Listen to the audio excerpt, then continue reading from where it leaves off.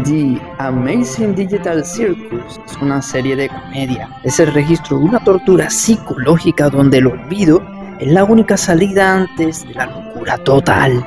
Mientras tú te ríes con los colores, una inteligencia artificial está decidiendo quién merece conservar su humanidad y quién debe convertirse en una abstracción sin nombre.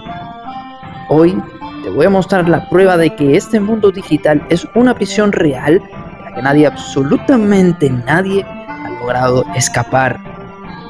Mira estas imágenes. Una puerta que dice salida. Espera, ¿y eso? Un payaso convertido en monstruo. Una mujer que no recuerda su propio nombre. Una de estas escenas tiene explicación todavía, pero la va a tener. Estrenada un viernes 13 de octubre, el asombroso Circo Digital es un mundo generado por computadora, dirigido por una IA llamada Kane. Pesa tu cabecita. Tu nuevo nombre puede ser el que quieras. Sus habitantes son personas reales, atrapadas en cuerpos digitales y ninguna recuerda por completo su vida anterior. Existen habitaciones personales, existen personajes NPC, existen un lugar fuera de todo, llamado el vacío. Nos aventuramos en el vacío. Yo sé lo que hay aquí. Pero, ¿quién construyó este lugar? ¿Por qué nadie puede salir? Todo comienza con Omni. Aparece de la nada, sin memoria, y Kane, la inteligencia artificial, le asigna su nombre nuevo, como si la identidad aquí fuera solo una etiqueta, pues Omni no recuerda su nombre real. Encuentra puerta de salida casi de inmediato, justo cuando Kane le muestra los rincones de The Amazing Digital Circus. El circo digital, todos le dicen exactamente lo mismo. No sirve. Aún así, ella insiste en escapar, mientras la ansiedad la consume poco a poco. Curiosamente, su nombre, de hecho, significa recuerda en ruso. Y como bufón, Omni en el espejo es el espejo de quien está viendo el video. Alguien que también busca entender qué está pasando. Alrededor de ella hay un elenco que carga su propio peso. Ragatha es amable, optimista, siempre ayuda. Fue dañada por Kaufman, el payaso, abstraído en el episodio piloto. Pero Kane todo lo resuelve. Jack es un conejo sarcástico y cruel que parece no tomarse nada en serio. Pero ese humor esconde algo mucho más oscuro. Kinger es el habitante más antiguo, con ataques de locura y un miedo constante. Fue compañero de amores de Queenie, su esposa, y esa pérdida explica buena parte de su deterioro mental. Gangle vive entre dos máscaras, la comedia y la tragedia. Y cuando pierde la sonrisa, es decir, su máscara de alegría se rompe, cambia por completo, como una metáfora directa de la depresión. Sobel no soporta su propio cuerpo, ni que le canten Daisy Bell. Daisy, Daisy, give me your answer too. I'm half crazy, all for the love of you.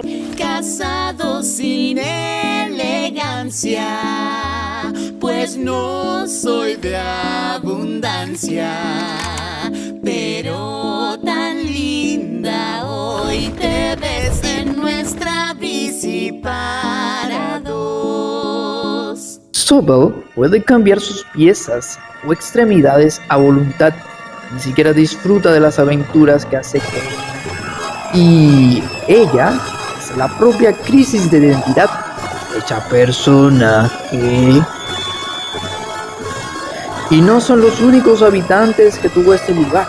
Antes de Omni, el circo ya guardaban nombres como Kaufman, Queenie y Rivet, la amiga de Jax que terminó abstraída tras el aislamiento que él mismo provocó. En el centro de todo está Kane. Kane, que no es más que una inteligencia artificial capaz de crear aventuras aterradoras y reescribir las reglas del circo, pero no termina de entender a los humanos que él está gobernando. Pero quiere entender. No parece malvado por naturaleza, pero ¿por qué existe? ¿Quién lo creó? ¿Qué es lo que en realidad intentan proteger? Aquí llega el punto más oscuro de la serie, la abstracción. Ocurre cuando alguien pierde por completo la cordura, dejando de ser quien era para convertirse en un monstruo.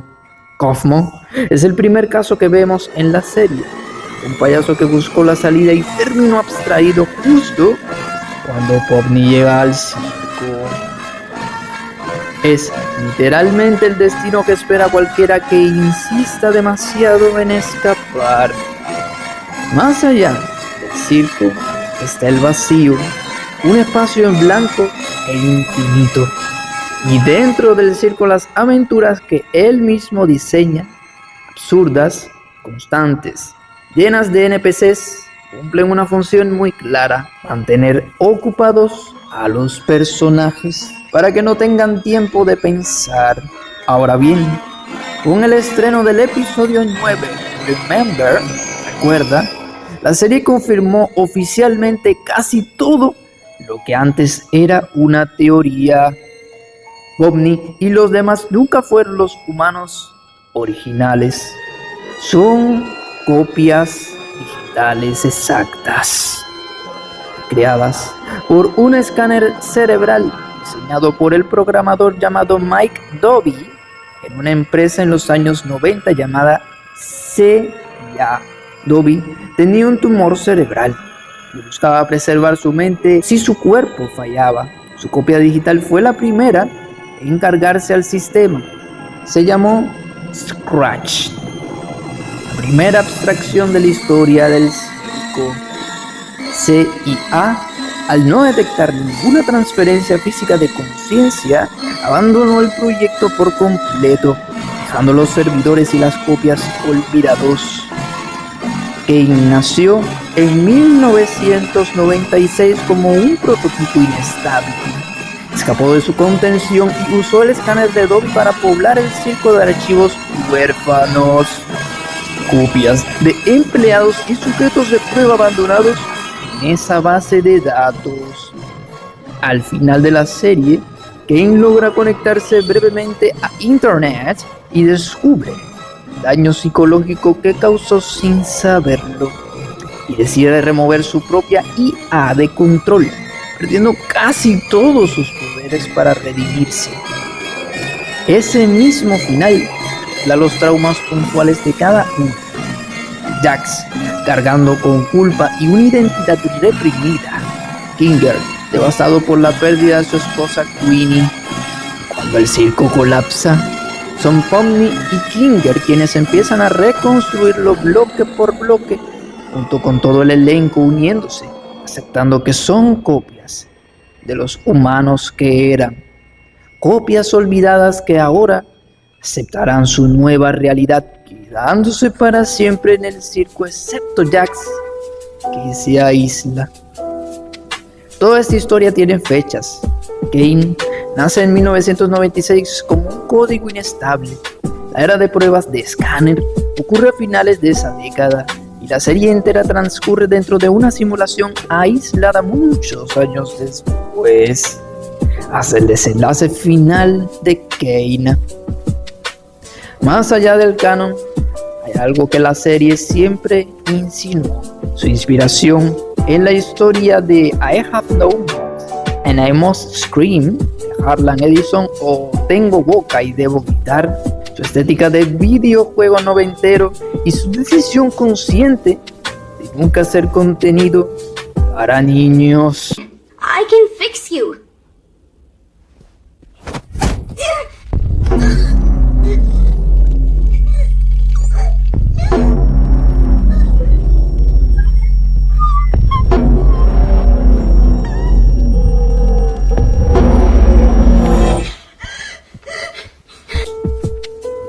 Y aquí está lo que para mí realmente significa todo esto: ansiedad, identidad, depresión, aceptación, aislamiento, memoria, trauma, humanidad y a pesar de todo, esperanza.